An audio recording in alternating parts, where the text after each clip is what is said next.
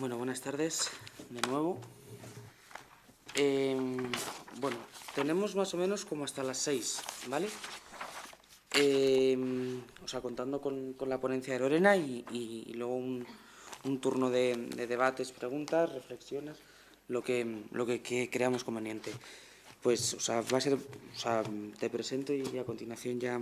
Bueno, Lorena Ruiz Huerta es abogada, es diputada por la Asamblea, en la Asamblea de Madrid por Podemos, es la presidenta del grupo parlamentario y la responsable de Justicia. Y disculpad, que es que he perdido todo. La vergüenza no, nunca tuve. Y la ponencia que va a dar lleva por título Garantías de los derechos y las nuevas dimensiones de la dignidad humana. Pues cuando quieras. Bueno, pues muchas gracias. Vengo un poco estresada porque es la primera vez que vengo a esta sede y me he perdido un poco porque no hay ninguna indicación de la calle del Rey, no hay ninguna indicación sobre que ponga universidad. Me ha resultado dificilísimo y bueno, vengo un poco acelerada. Espero ir relajándome según vaya pasando la tarde. Encantada de estar aquí. Muchas gracias por vuestra asistencia esta tarde. Cuando Luis Alegre, participar en este curso y me contó un poco cuál era la plantilla de ponentes esta mañana y que el tema del día de hoy era jurídico y era del derecho, y yo pensaba, bueno, a mí me toca hablar la última. Igualmente, aunque se haya caído Victoria Rosell, me toca hablar la última. A ver, ¿qué puedo hablar yo?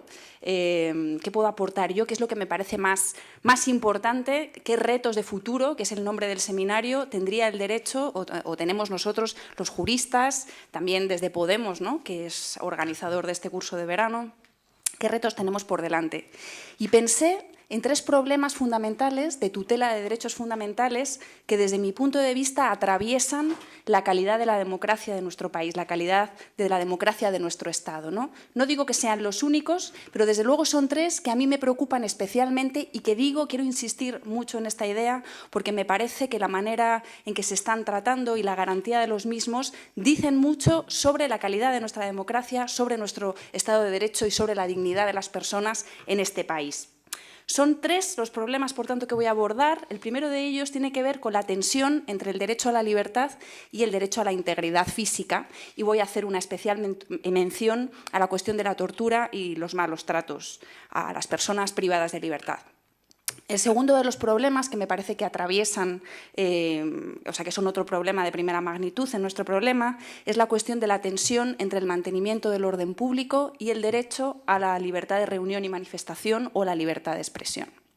Y el tercero de los problemas que voy a tratar es la tensión entre los derechos de las personas inmigrantes, que sin duda, tal y como establece nuestra Constitución, son titulares las personas inmigrantes de ciertos derechos en nuestro ordenamiento jurídico y en nuestro país, la tensión entre estos derechos y el control de flujos migratorios. Estos son, por tanto, los tres problemas que voy a abordar. Empiezo por el primero de ellos, que, como anunciaba, es la tensión entre el derecho a la libertad y el derecho a la integridad física.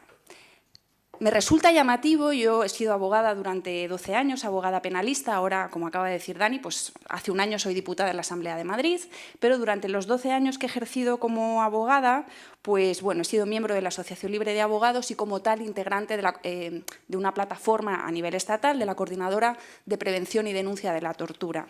Y este siempre ha sido un tema tabú en nuestro país, a pesar de las resoluciones de organismos internacionales, a pesar de las conclusiones de las organizaciones de derechos humanos.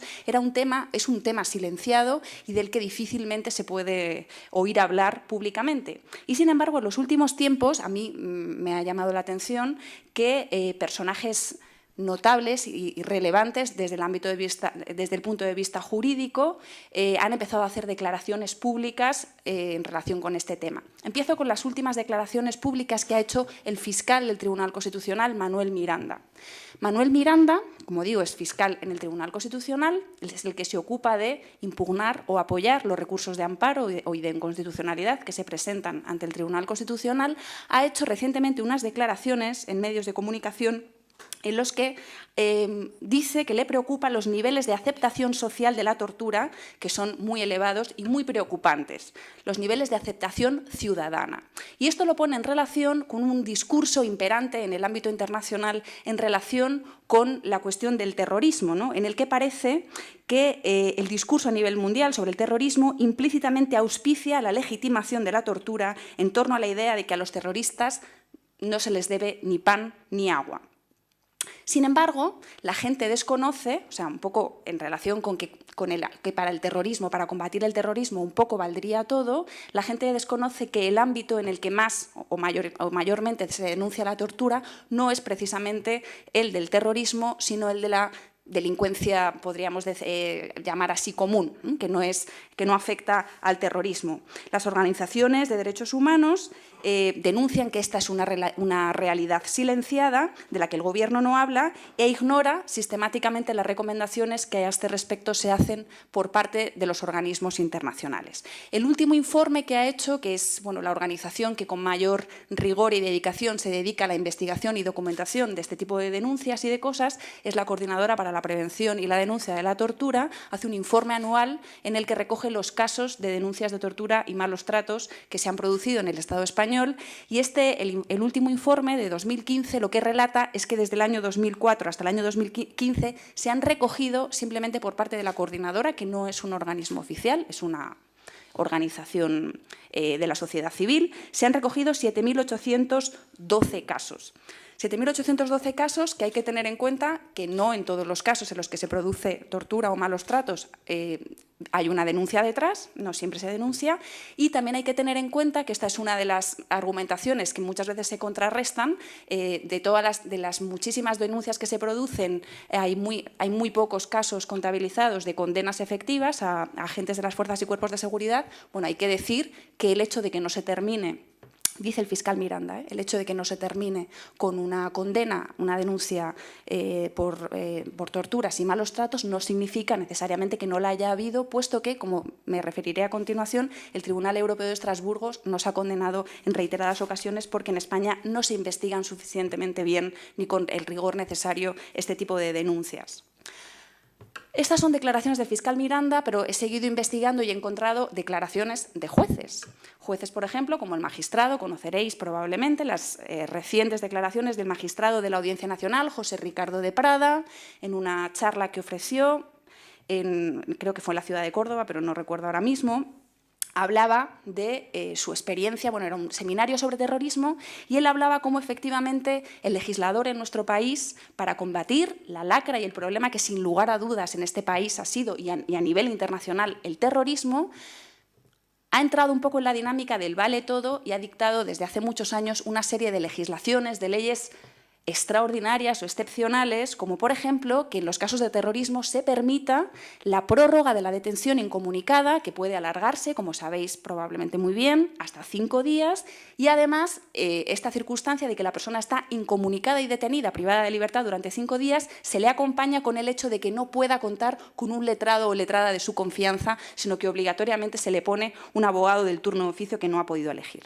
Bien, esto es, sin lugar a dudas, un caldo de cultivo, una persona que está 5 días alejada de cualquier tipo de control judicial y de comunicación, es un caldo de cultivo para que se produzcan en este ámbito declaraciones forzadas y para que se produzcan casos de tortura o malos tratos. Decía el magistrado José Ricardo de Prada, lo que costó una protesta enérgica, como conoceréis, del ministro del Interior, y que se haya abierto el consiguiente expediente disciplinario en el Consejo y en la propia Audiencia Nacional, que finalmente ha sido archivado. Decía que él había encontrado numerosos casos de al menos sospecha fuerte de que se hayan producido torturas y que ante estos casos los tribunales no han actuado convenientemente porque en la mayoría de los casos no se han investigado estas sospechas de forma suficiente y que, desde luego, en todo caso, España sigue sin cumplir con las recomendaciones del comité de los comités de prevención de la tortura de las Naciones Unidas y demás órganos internacionales que se han pronunciado sobre este tipo de cosas, y recomendaba al magistrado de Prada que, en todo caso, no se tengan en cuenta como prueba incriminatoria las declaraciones que se hayan producido en el ámbito de las detenciones incomunicadas. La ley que prevé la detención incomunicada y prorrogada hasta 5 días ha sido fuertemente contestada y atacada por parte del Comité de las Naciones Unidas para la Prevención de la Tortura como una práctica que es violadora en sí misma de derechos humanos y que, como decía antes, es el caldo de cultivo para que se produzcan este tipo de prácticas.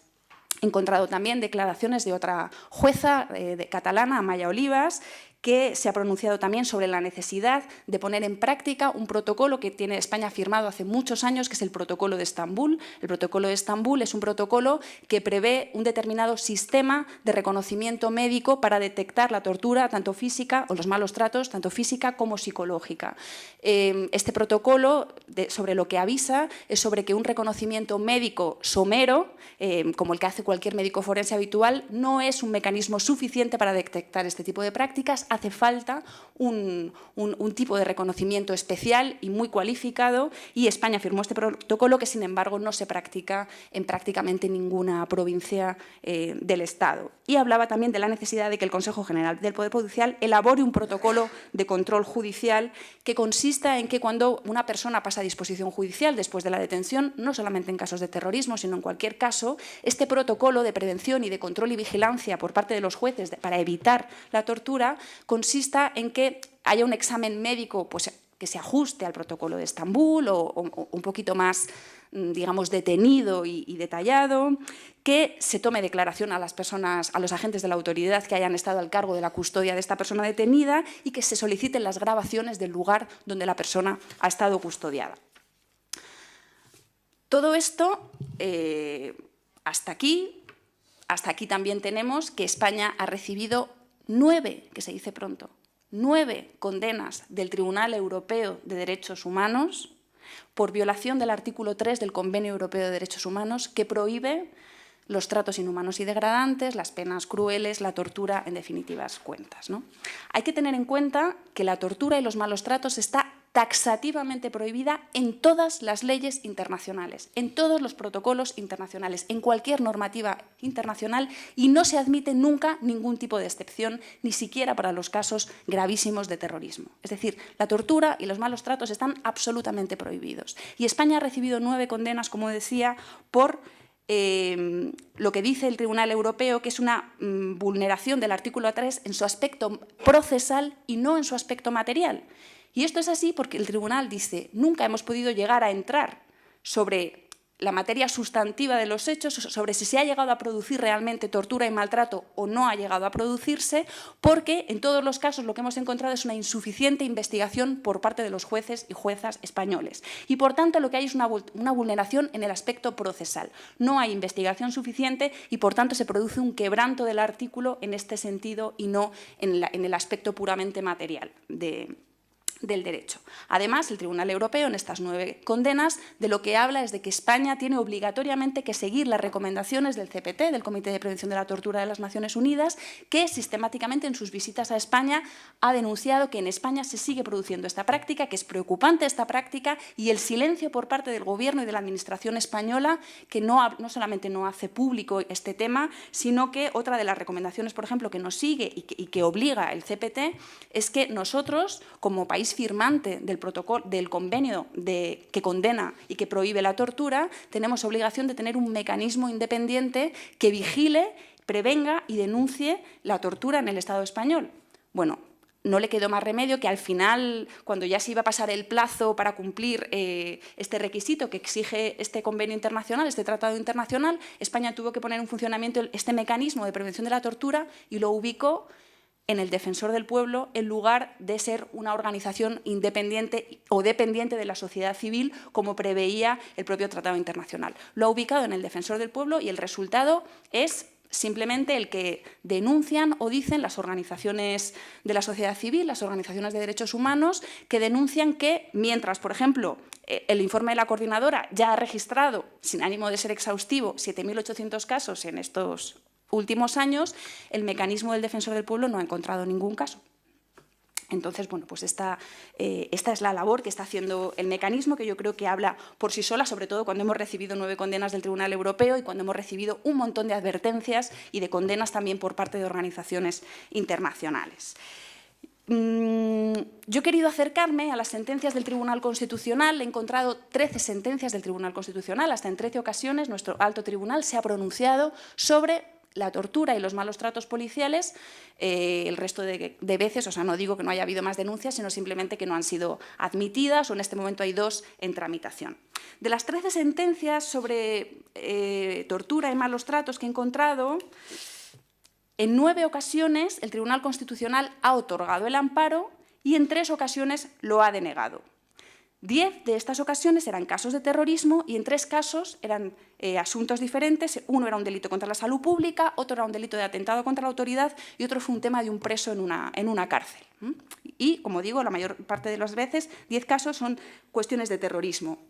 Y para mí ha resultado llamativo cómo, a pesar de que durante estos últimos años y en los últimos 5 años hemos recibido 6 condenas del Tribunal Europeo de Derechos Humanos, la doctrina del Tribunal Constitucional ha seguido el camino precisamente inverso.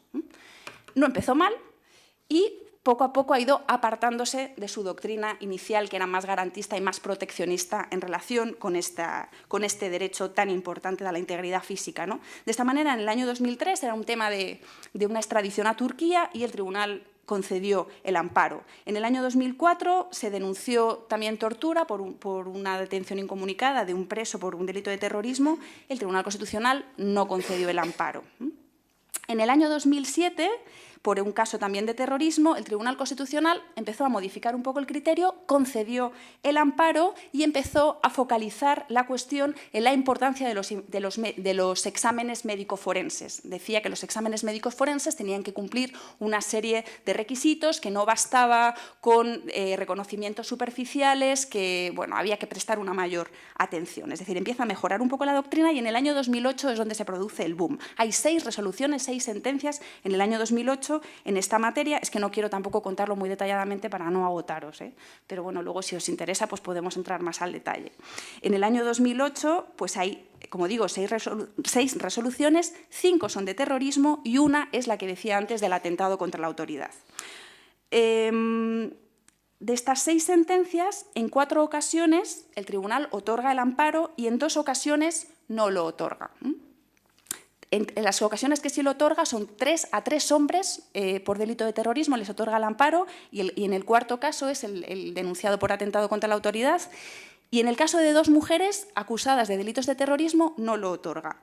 Tampoco lo otorga en el año 2012 por otro caso de una mujer terrorista. Bueno, pongo este dato sobre la mesa porque sobre esto hay pocos análisis y, sin embargo, a mí me ha resultado especialmente llamativo. Yo creo que aquí entra una variable de género muy clara porque las denuncias y los relatos de los hechos son muy similares en el caso de los hombres y en el caso de las mujeres. Sin embargo, en el caso de los hombres hay un 100% de concesión de amparo, en el caso de las mujeres hay un 100% de no concesión. Y el tribunal siempre se ampara en el mismo argumento para denegar el amparo, que es la falta de credibilidad del relato de las mujeres. Sucede que los tipos de denuncia que denuncian hombres y mujeres son diferentes también. Esto simplemente es un apunte, aquí como estamos estudiando y estamos pensando entre todas y todas, pues es algo que a mí se me ha ocurrido, ¿no? Pero me resulta llamativo como en el caso de los hombres se recurre a prácticas quizás más bestias, ¿no? Como la utilización de la bolsa de plástico para obligar a declarar y cosas así. En el caso de las mujeres, sobre todo, son torturas del tipo mantenerlas de pie durante 24 horas, privación del sueño, cuando ya son recluidas en su celda no apagar nunca la luz, obligarlas a escuchar gritos de tortura, amenazarlas con o asustarlas con que sus parientes más cercanos, como por ejemplo un padre acaba de sufrir un ataque cardíaco y no permitir llamar o mantener a la persona con esa angustia. Es decir, es otro tipo de malas prácticas, no necesariamente que dejan huella física, ¿no? Y sin embargo el tribunal a las mujeres no les otorga credibilidad, a pesar de que el proceso siempre es el mismo, siempre se empieza narrando someramente al médico forense en el primer reconocimiento que se ha sufrido este tipo de prácticas, tanto en el caso de hombres como en el caso de mujeres. Después de que los días se van van sucediendo y las prácticas de maltrato se siguen sucediendo, las personas se van echando hacia atrás y entonces ya empiezan a negarlo, empiezan a decir que no, que el trato ha sido correcto, y no es sino después de haber sido liberadas y pasadas varias semanas, incluso meses, que las personas se animan a denunciar. Y sin embargo, como digo, se produce esta variable. Bueno, más o menos, salvo con el tema de la variable de género, aquí el tribunal no iba por mal camino y empezaba a asumir como propia la doctrina del Tribunal Europeo y a decir que efectivamente es obligatorio que los jueces en este tipo de casos sean especialmente escrupulosos, investiguen mucho este tipo de denuncias, el Tribunal Constitucional haga un control de constitucionalidad muy exhaustivo con los razonamientos judiciales cuando se deniega o se archiva la investigación de este tipo de prácticas, y que los exámenes médico-forenses tienen que ser más cuidadosos, ¿no? Hasta aquí vamos muy bien, como decía, hasta que en el año 2013 de pronto el Tribunal Constitucional se aparta de su propia doctrina y se ve muy bien en el voto particular del magistrado Pérez Trems, puesto que es también un caso de terrorismo, y hay un voto particular del magistrado Pérez Trems en el que viene a protestar que el tribunal se aparte de la doctrina precedente. Y lo que dice es que si hasta la fecha, en todas estas sentencias que acabo de citar, el Tribunal Constitucional venía exigiendo un canon reforzado de motivación de las resoluciones judiciales que están enjuiciando derechos fundamentales, como el del artículo 15, pues de pronto en esta sentencia no hay tal control de constitucionalidad sobre el razonamiento jurídico que ha llevado a los tribunales de primera instancia a denegar la investigación de la tortura, es decir, que se archiva de plano tanto por el juzgado de instrucción como por la audiencia provincial, y no hay control de constitucionalidad sobre si las motivaciones, los razonamientos de los jueces son suficientemente buenas o no, cuando el Tribunal Constitucional había venido diciendo hasta la fecha que en este tipo de casos había que ser especialmente exigentes con las motivaciones y el razonamiento.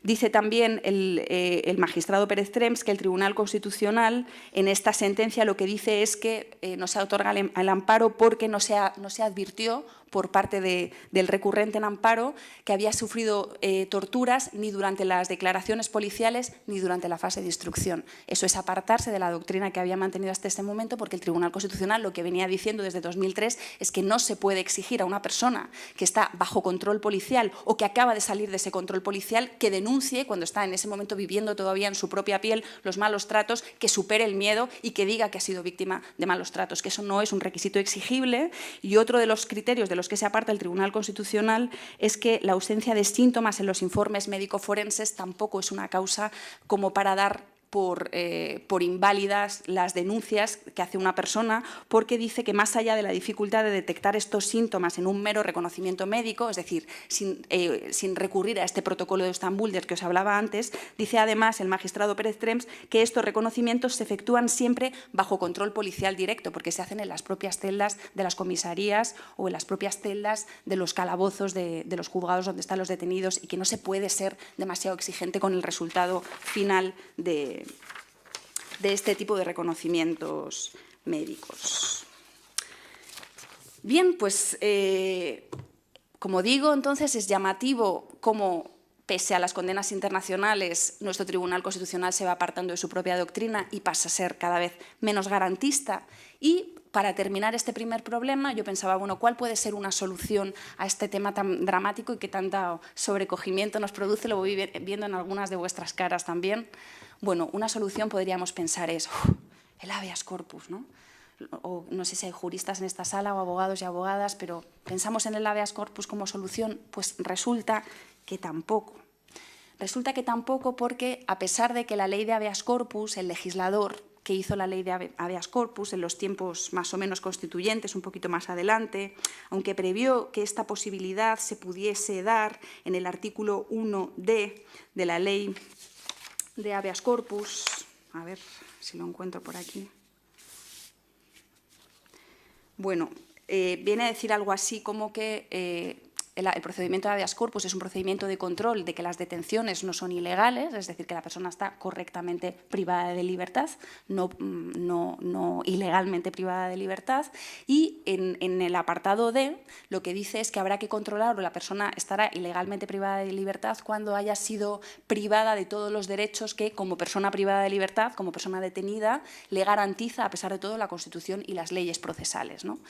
Pero, a pesar de que aquí se vio una puerta por parte de muchos juristas para ver que bueno, pues uno de los derechos que otorga la Constitución es el derecho a la integridad física y la prohibición, la interdicción de las penas y tratos inhumanos, crueles y degradantes. Sin embargo, este tema lo zanjó el Tribunal Constitucional en una sentencia, que es que me vais a perdonar, que no sé qué me pasa, pero no la veo, aquí, la sentencia 98/86, el Tribunal Constitucional zanjó este tema y dijo que el habeas corpus no es un procedimiento para controlar si se han producido o no torturas, para que se pueda liberar a una persona que está siendo víctima de malos tratos y torturas, y que, como decía, es un procedimiento exclusivamente para controlar la legalidad de la detención. Y en nuestro ordenamiento jurídico están completamente separados este procedimiento de habeas corpus del examen del fondo de la cuestión sobre si la persona ha sufrido o no tortura y maltrato, que está en un procedimiento penal aparte, que tiene el curso pues, que tiene, ¿no? Y la duración que tiene.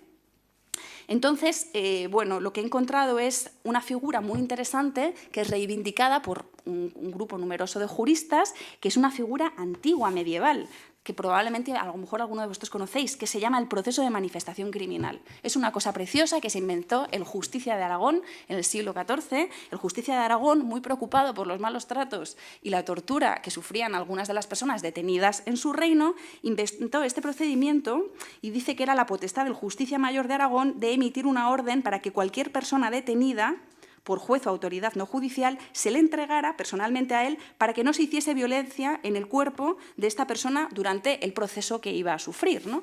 Y cuando se le entregaba al Justicia de Aragón esta persona, pues quedaba bajo su custodia y se hacía un nuevo procedimiento en el que se examinaba todo conjuntamente. En primer lugar, si era verdad o no que había sufrido estos malos tratos o estas torturas y el motivo de fondo sobre el cual había sido detenido. Se enjuiciaba todo junto, se enjuiciaban estas dos partes y la persona quedaba a salvo. Si se descubría que era una denuncia falsa y no era verdad que había sufrido malos tratos o torturas, se le devolvía a la autoridad competente y era entonces enjuiciada. Y si se descubría que había sufrido estas torturas, pues sacado de esas garras, por así decir, se enjuiciaba la otra cuestión.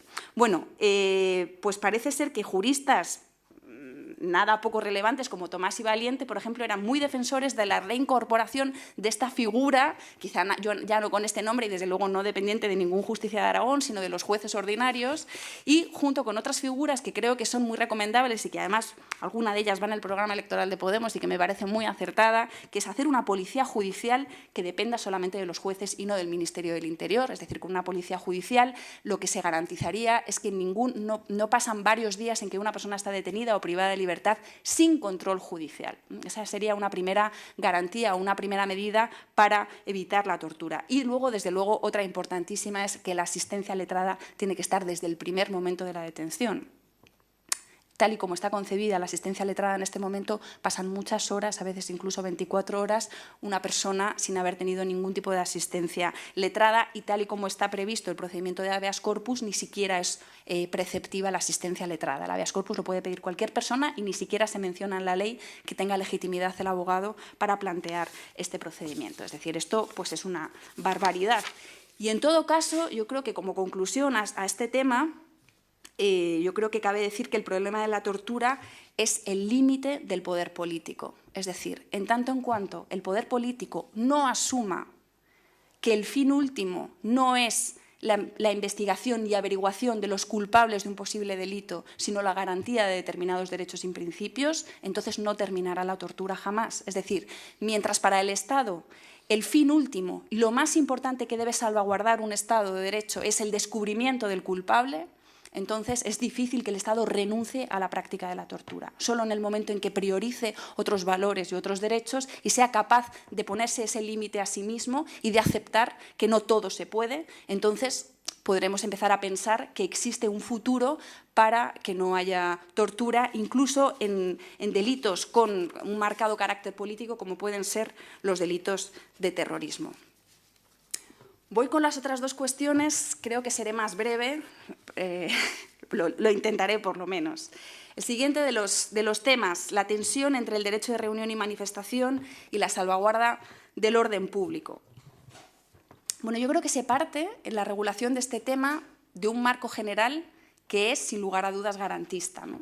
El marco general del que se parte es el artículo 104 de la Constitución, dice que la misión de las fuerzas y cuerpos de seguridad del Estado es proteger el libre ejercicio de los derechos fundamentales y garantizar la seguridad ciudadana.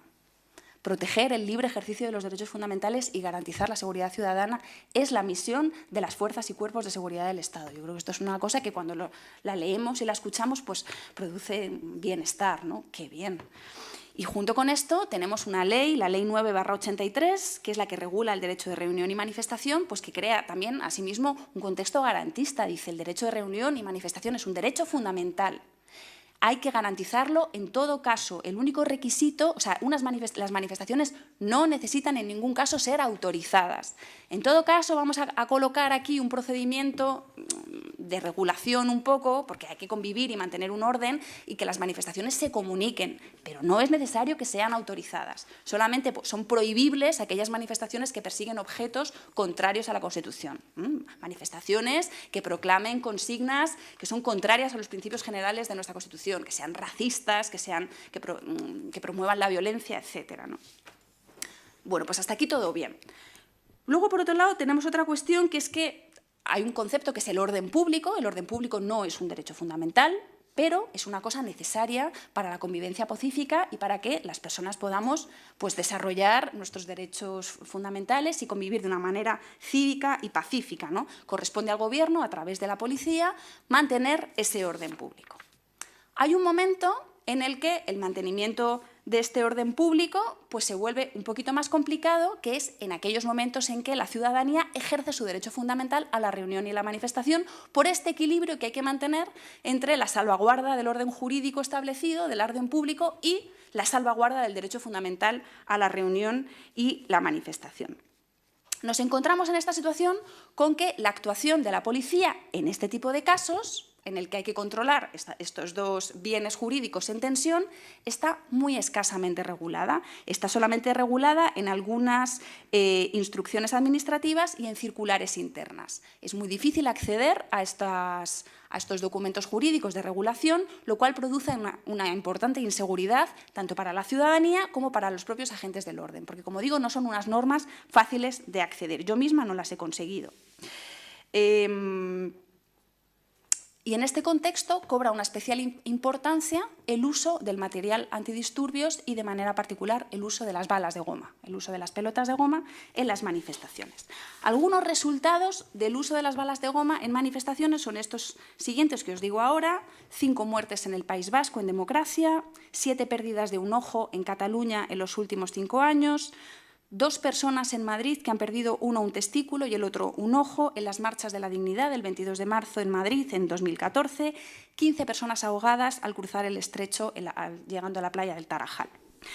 En el caso concreto, conoceréis de Esther Quintana, hace muy pocas semanas, muy pocos meses, que se ha celebrado su juicio. El resultado ha sido el que ha sido. No se ha encontrado culpables a los Mossos d'Esquadra que estaban acusados de haber disparado contra ella. Otro caso muy importante en Madrid es el de Chelo, Consolación Baudín, que recibió también en el costado. Era una mujer muy pequeña, de complexión muy delgada, que recibió un balazo en Madrid cuando estaban recibiendo a los mineros, en la marcha de los mineros.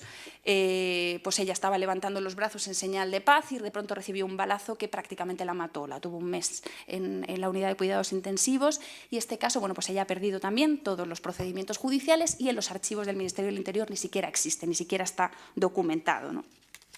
La Unión Europea, la Comisión Europea, ha recomendado que se prescinda del uso de este material por ser demasiado peligroso. El comisario de Derechos Humanos del Consejo de Europa, en visita a España en el año 2013, dijo que estaba muy preocupado por el uso desproporcionado de la fuerza, incluso con balas de goma, por parte de los agentes de autoridad en manifestaciones contra las medidas de austeridad, dijo este consejero. En España, bueno, en el Parlamento catalán se ha prohibido en el año 2014, por fin, el uso de balas de goma en una resolución del Parlamento catalán, si bien acaban de aprobar antes de ayer el uso de las pistolas eléctricas, incluso en los casos en que no están permitidas por el Consejo de Europa, como es el caso de privaciones de libertad o contra personas, por ejemplo, que puedan tener alguna discapacidad. En el Parlamento vasco, también aprobaron una iniciativa, pero eso sí, al final transaron con otros grupos parlamentarios y lo cambiaron por otro material menos lesivo al de las balas de goma. Y en el Parlamento español, en el Parlamento de Madrid, pues lo hemos intentado, presentamos una iniciativa para instar al Gobierno a que se prohibiera el uso de este material antidisturbios, y el resto de grupos nos presentaron esta misma transaccional, la del País Vasco, pidiendo que se cambie por lo que se llaman proyectiles de FOAM. Nosotros no lo aceptamos porque los proyectiles de FOAM, según dicen las organizaciones de derechos humanos, produce el mismo daño lesivo que las balas de goma. Por tanto, pues no está aceptado y no tal. Bueno, las estrategias que utilizan las fuerzas y cuerpos de seguridad del Estado para mantener el orden público son un indicador muy claro de la calidad democrática de un país, como decía al principio, ¿no? Y entonces, bueno, en nuestro país nos encontramos con que además de estos resultados lesivos que os digo, estos resultados, pero uno podría decir, que es como dice, por ejemplo, el Sindicato Unificado de Policía y la Guardia Civil, que se oponen a la prohibición de este material porque dicen que el número de casos que se han producido, en primer caso, la mayoría de ellos se los atribuyen a las policías autonómicas, que ellos dicen que no tienen formación ni cualificación para utilizar este material, que a ellos estas cosas les pasan mucho menos porque están más cualificados. Bien, a uno le puede parecer mayor o menor el número de estos casos, que os acabo de enumerar, pero la realidad es que, bueno, uno tiene que acudir también a cuáles son las estadísticas de altercados que se producen en las manifestaciones en nuestro país, ¿no? Y para eso es muy difícil utilizar las estadísticas del Ministerio de Interior porque son poco fiables. Así, por ejemplo, el resultado de los altercados, según el Ministerio del Interior, desde el año 2011, que fueron los años desde el 15M que se produjeron mayor número de manifestaciones en la ciudad de Madrid, pues es 0. Y la razón es que la policía, el Ministerio del Interior, no introduce las detenciones dentro de los altercados y tampoco contabiliza los lesionados de que haya habido algún avance.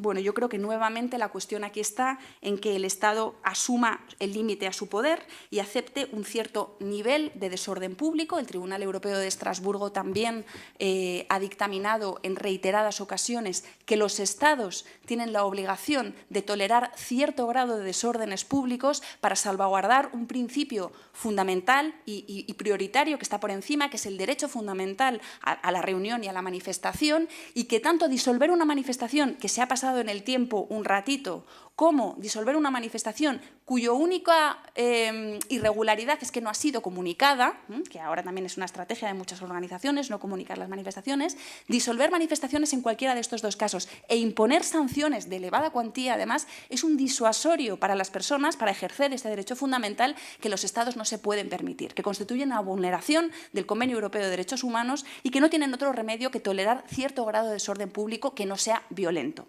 Y, por tanto, vuelvo a la misma conclusión que en el epígrafe anterior. En tanto en cuanto el Estado no asuma un límite a su poder y acepte un cierto nivel de desorden público para garantizar un bien superior, como es el ejercicio de un derecho fundamental que garantiza el derecho de expresión, el derecho a criticar, el derecho a disentir, el derecho a protestar, el derecho a mostrarse contrario al sistema establecido, es un derecho fundamental reconocido en la Constitución, reconocido en las leyes internacionales. Y el Estado no tiene otro remedio que aceptarlo, le guste o no le guste. Y hasta que no acepte ese límite, pues seguiremos teniendo legislaciones tan regresivas, tan represoras de este derecho como la última reforma de la Ley de Seguridad Ciudadana, que no ha venido sino a ahondar en la disminución de la protección de la garantía de este derecho. Voy con el último de los temas, la tensión entre los derechos de las personas migrantes y el control de los flujos migratorios. Bueno, todos conocemos, porque lo estamos leyendo cada día en la prensa, viéndolo cada día en los telediarios, que en nuestro país se expulsa en caliente. Bueno, pues esto de las expulsiones en caliente, que ahora hace pues escasa un año, yo ya no recuerdo cuándo, ha sido puesto negro sobre blanco por el Gobierno del Partido Popular en la nueva Ley de Seguridad Ciudadana, la Ley Mordaza. Digo que lo ha puesto negro sobre blanco porque, en buena cuenta, en definitiva, lo que se hace en esta ley, desde mi punto de vista, es poner negro sobre blanco prácticas que ya se venían haciendo y que eran claramente contrarias a la ley. Es decir, establecer controles de identificación de las personas migrantes en el metro, en el medio de la calle, basadas en el perfil étnico, es decir, en el color de la piel, en el aspecto físico, es una práctica ilegal e inconstitucional.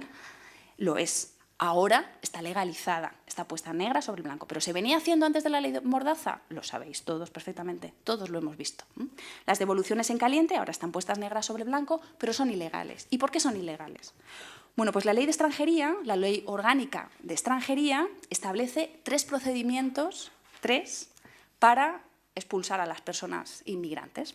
El primero de ellos es el gordo, es el que se llama el procedimiento de expulsión, es el régimen sancionador cuando las personas inmigrantes han cometido una infracción grave, que es permanecer en el territorio español un periodo prolongado sin tener autorización para vivir ni para trabajar aquí en nuestro país. Se inicia el típico procedimiento administrativo sancionador que puede acabar en los tribunales, en un juicio, y la sanción última y máxima que puede imponer un juez es la expulsión del territorio. Bien, ese es el procedimiento ordinario, con todas las garantías, con el abogado, con el intérprete, etc.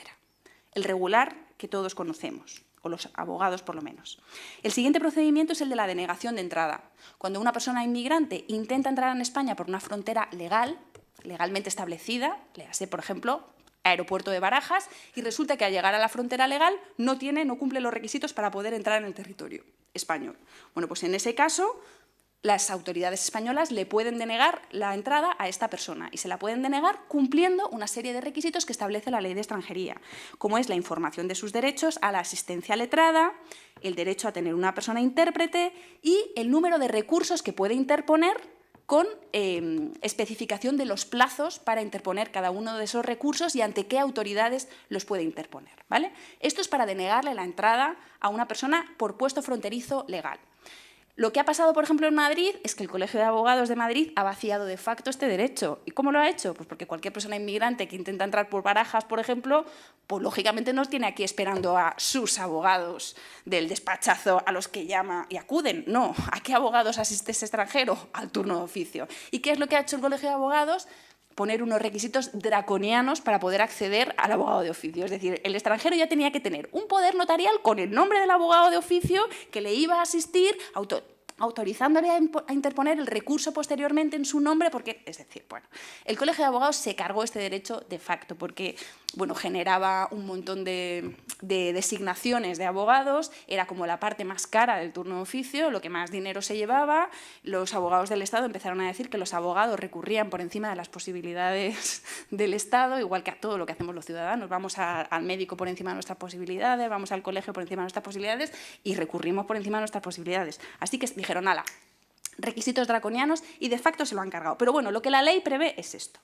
Y hay un tercer procedimiento que se llama las devoluciones. Y las devoluciones son las que se hacen efectivamente cuando una persona inmigrante intenta entrar a nuestro país de una manera ilegal, es decir, por un puesto fronterizo no legalizado. Por ejemplo, pateras, ¿vale? Bueno, en estos casos, para los extranjeros que pretendan entrar ilegalmente, el procedimiento de devolución también está regulado en la ley. Y este procedimiento dice que estas personas, cuando sean interceptadas, detenidas por las fuerzas y cuerpos de seguridad del Estado, serán conducidas a la comisaría de policía más cercana para que pueda procederse a su identificación y, en su caso, a su devolución. La decisión de que la persona sea devuelta la tiene que adoptar en todo caso el delegado del Gobierno en Ceuta o Melilla y la ejecuta posteriormente a la policía. Y en todo caso se le garantiza a la persona la asistencia letrada y el derecho a un intérprete. Esto es lo que dice la ley. Bueno, pues, por tanto, la Ley Orgánica de Extranjería no contempla la posibilidad de que las fuerzas y cuerpos de seguridad del Estado expulsen a los extranjeros, zas, por la vía de hecho. Eso queda claro. Bien. ¿Qué alega el Ministerio del Interior para justificar lo que está haciendo? Pues el Ministerio del Interior, en primer lugar, dice, es que nosotros utilizamos un concepto operativo de frontera. Y el concepto operativo de frontera consiste en que, para mí, Ministerio del Interior, la frontera en Ceuta y Melilla son 2 cosas. La primera, una línea de guardias civiles que hago yo en la playa. Yo hago aquí una línea de 2 metros de policías y guardias civiles y esa es la frontera. Y si el inmigrante salta a la fila de policías armados hasta los dientes, con cascos, porras, gases lacrimógenos, entonces ha entrado en España. Y si no ha cruzado la línea de guardias civiles, no ha entrado en territorio español. Entonces yo no lo estoy devolviendo, es que no ha entrado. pero los policías están poniendo los pies sobre la playa del territorio español.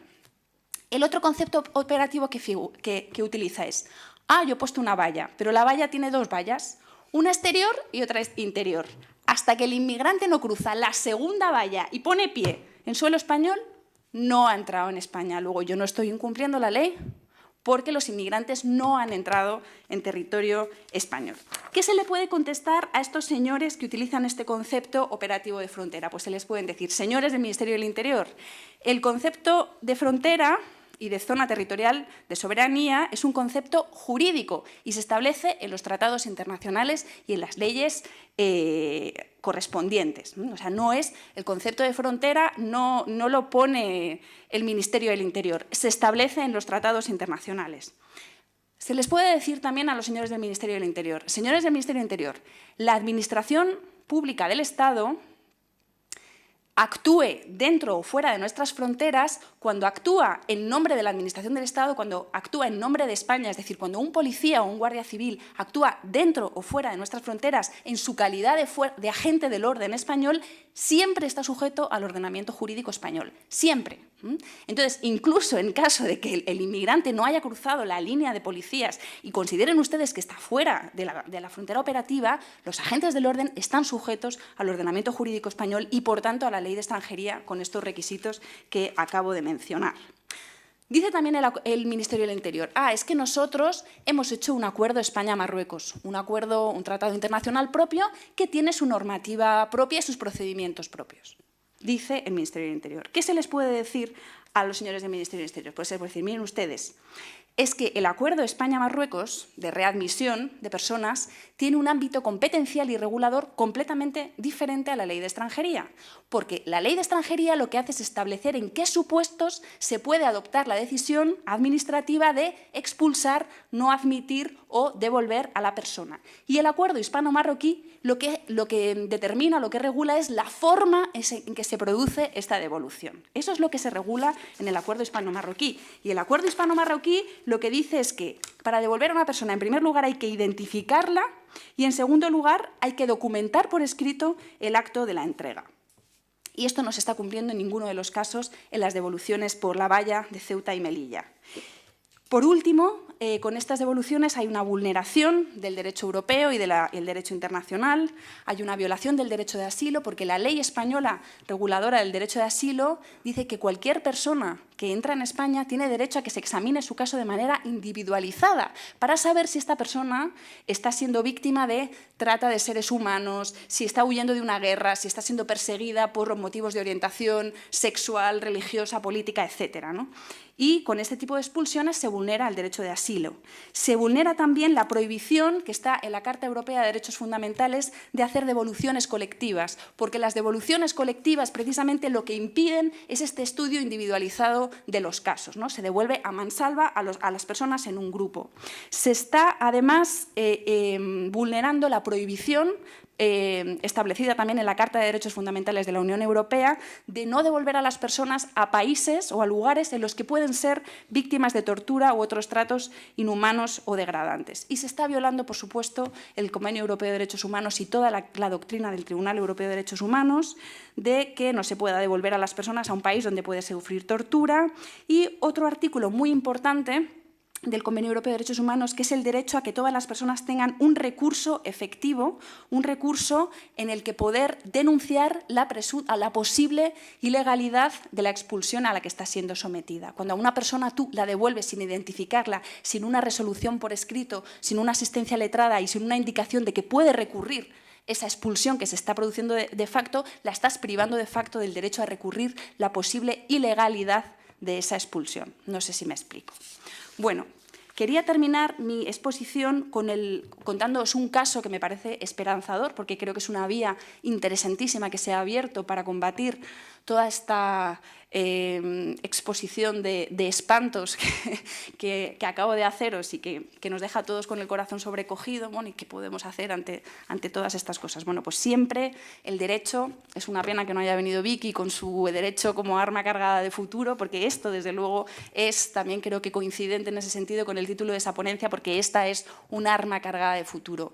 Gracias a a la chapuza y a la barbaridad jurídica que está haciendo el Ministerio del Interior cometiendo estas violaciones sistemáticas de derechos humanos, se están interponiendo una serie de demandas ante el Tribunal Europeo de Derechos Humanos ante estos casos de devoluciones en caliente. Y quería contaros, por ejemplo, el caso de Dani. El caso de Dani es el de un varón de 25 años de Camerún.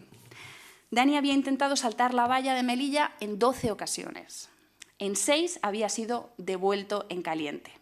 En esta ocasión, en la que se interpone esta demanda de amparo ante el Tribunal Europeo, pues, bueno, Dani consiguió, tras muchas horas, subirse a la valla interior, a la segunda, después de haber sido entre medias de la primera que saltó y la segunda, había sido gaseado. Pero bueno, él, con un gancho que se construye en las personas subsaharianas para saltar la valla, se construyen un gancho con el que se ayudan a subir y con este gancho consiguió encaramarse a la segunda valla. Cuando estaba encaramado a la segunda valla, la Guardia Civil Española, desde el lado español, le obliga a bajar y Dani empieza a bajar. Cuando empieza a bajarse de la valla, entre 4 agentes de la Guardia Civil empiezan a golpearle con las porras en las piernas, en el costado, le empiezan a golpear mucho y cuando ya le golpean en la mano, él se cae al suelo desde una altura de 2 metros. Se cae al suelo, se golpea la cabeza y se queda inconsciente. Estando inconsciente en el suelo, sin que, por supuesto, ningún agente de la Guardia Civil hiciese nada por mitigar el golpe, por cogerle, por mitigar la caída, no, plaf, le dejan caer. Todo esto se ve perfectamente en un vídeo porque ahí hay organizaciones de derechos humanos que están asentadas allí y lo están documentando todo, haciendo un trabajo espectacular, ¿no? Todo esto se ve en este vídeo, él está tendido en el suelo y cuando estaba tendido en el suelo inconsciente, los guardias civiles le atan las manos a la espalda con un cordel blanco y lo arrastran por el suelo, luego le cogen y en volandas lo dejan tirado en el suelo. Una vez tirado en el suelo, tratan de incorporarlo para ver si se despierta y lo hacen con una porra. Con la porra le intentan levantar y la utilizan de palanca para mantenerle incorporado. Como no se sujeta, se vuelve a caer. Vuelven a utilizar la porra de palanca, como no se sujeta, le vuelven a dejar caer y así, bueno, como no se espabilada, pues en volandas le cogen entre varios agentes, le llevan al puesto fronterizo de Melilla y sin más, zas, se lo entregan a la policía marroquí, completamente inconsciente. Los compañeros que iban con él, los otros subsaharianos que iban con él en esa entrega colectiva, le piden a la policía marroquí que le lleven a un hospital, por favor, y la policía marroquí se niega a llevarle al hospital. Y cuando ya estaban pues, abandonados por ahí, entre todos los inmigrantes, le llevan andando hasta un campo de refugiados de Gurugú, y allí pues, le dejan dormir hasta que el chico se despierta y tenía medio cuerpo paralizado. Bueno, este es el caso de Dani, que está ante el Tribunal Europeo de Derechos Humanos.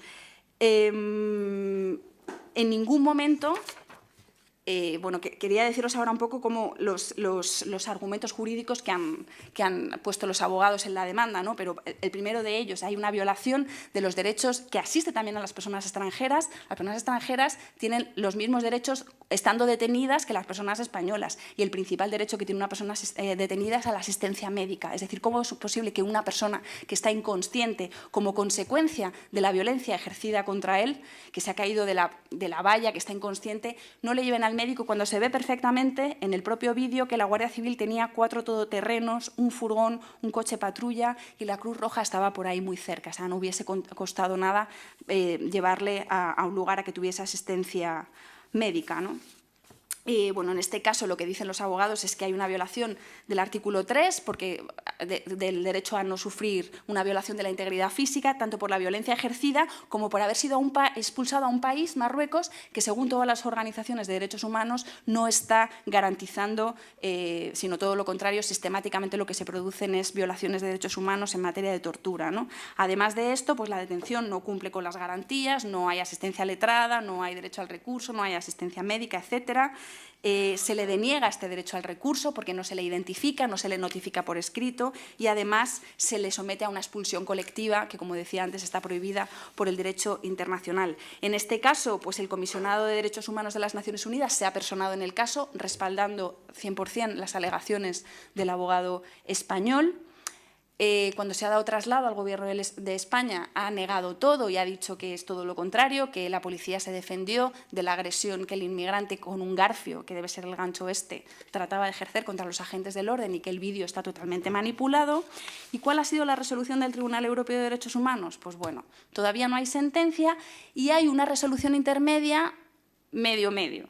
El Tribunal Europeo ha dicho no hay apariencia de lesión del artículo 3, es decir, no parece que el tribunal aprecie que se haya producido una violación del derecho a no ser torturado y a la integridad física, pero sí dice que ha sufrido una expulsión colectiva y que no se ha identificado a la persona y pide información adicional para completar el expediente. Pero ya va anunciando que por ahí más o menos pueden ir los tiros por la violación del derecho al recurso, a que en todo caso la persona pueda recurrir, y a no ser sometida a una expulsión colectiva, porque todas las personas, su expulsión tiene que ser individualizada para no denegar el derecho, como digo, de asilo, y a que el caso sea estudiado de manera individualizada, ¿no? Y parece que por ahí pues puede haber buena suerte y puede haber una resolución condenatoria por parte del Tribunal Europeo, aunque ya vemos lo que el Gobierno de nuestro país hace con las resoluciones del Tribunal Europeo de Derechos Humanos, que es hasta la fecha un cierto caso omiso, ¿no? Pero bueno, pues por mi parte nada más. Muchas gracias por vuestra escucha. Espero no haber sido demasiado agotadora y estoy a vuestra disposición para cualquier pregunta, comentario, charla que queráis hacer. Gracias.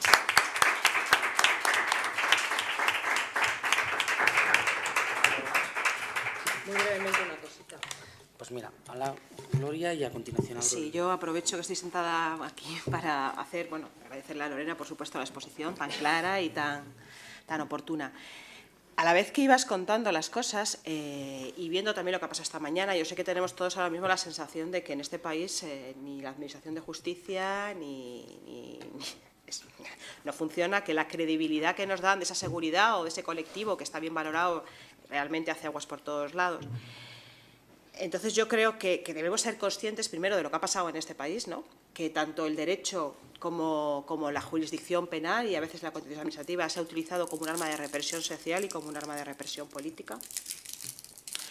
Que además todo lo que ha pasado en este país durante los últimos años, en las últimas décadas, tiene que ver con una sensación de impunidad, de que todo lo que pasaba en este país no iba a tener ningún reflejo, que es lo mismo que ha pasado con la corrupción, ningún reflejo que costara nada al Poder Ejecutivo, y que esa connivencia de los poderes públicos, y también hay que decirlo, esa connivencia del Poder Judicial, ha sido la que ha determinado en que la situación ahora mismo sea gravemente solucionable, o difícilmente solucionable, perdón. Yo sé que desde luego hay que abrir una ventana a la esperanza y a que puedan cambiarse las cosas, pero yo creo que es fundamental, como comentaba esta mañana, que asumamos lo que es la Administración de Justicia, lo que es el Poder Judicial, que arranquemos todas las taras del franquismo de la Administración de Justicia y que de una forma clara tengamos claro que cualquier tipo de política social en este país, cualquier tipo de política que tenga que ver con preservar las libertades públicas o que tenga que ver con los derechos individuales, tiene que ver también con no utilizar el derecho o el derecho penal como un arma contra la mayoría social. Simplemente eso. Pues como digáis. ¿Sí? ¿Alguien más? Pues dale. Bueno, me surgen un montón de dudas con este tema, pero voy a empezar con tres para no acaparar y luego si me da tiempo. Las más generales. Una que me surgía con lo que has comentado muy al principio sobre que luego has repetido sobre recomendaciones de tribunales internacionales sobre el incumplimiento de los derechos humanos. Esto es como más general, no tiene que ver solo con el tema de la justicia.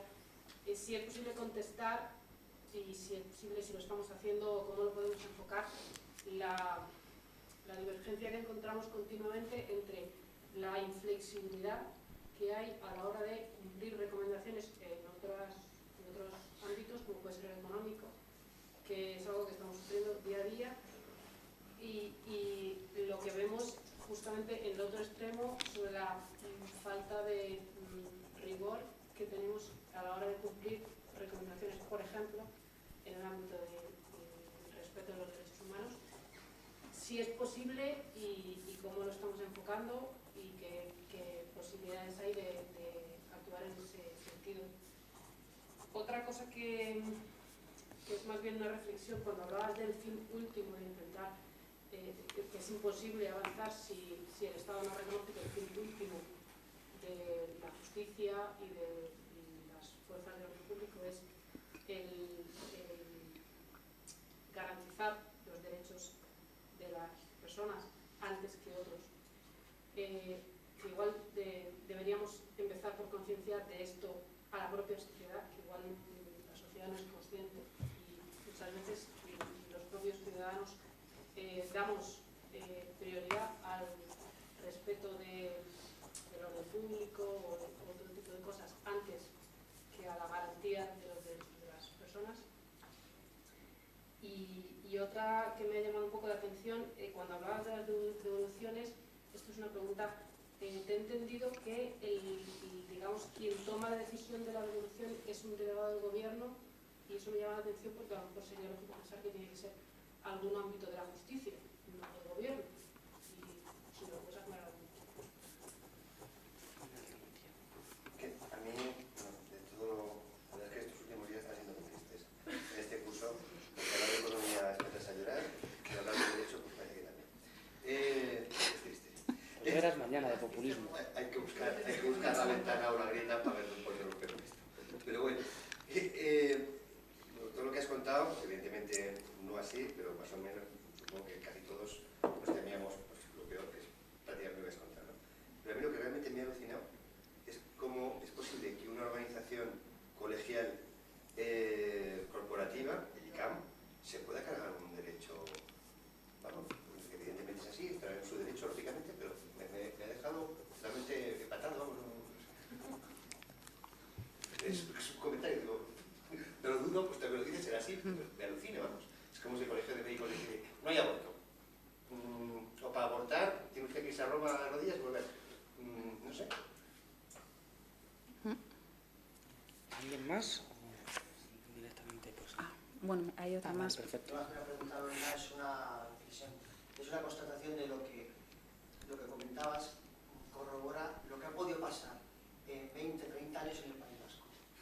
Que todos teníamos una intuición, más allá de condenar firmemente a la violencia, que eso está claro, que la vida está por delante, pero lo que se ha podido vulnerar en materia de derechos humanos en el País Vasco, yo creo que ahora eso es un debate que también yo creo que se debe abrir, al margen de comentarios que hayan podido pasar en los prolegómenos de la investidura y ese cruce de hacer ver a los dos partidos mayoritarios que abrir un debate de fin de la violencia en el País Vasco es también pues afirmar que allí en materia de derechos humanos se han vulnerado las comisarías en Forapache, como llamaban a Martutene, en Donosti, y que si queremos tener una democracia de calidad o se tiene con todas las garantías para las personas o no vamos a ser una democracia en condiciones, no a nivel de los países de la Unión Europea.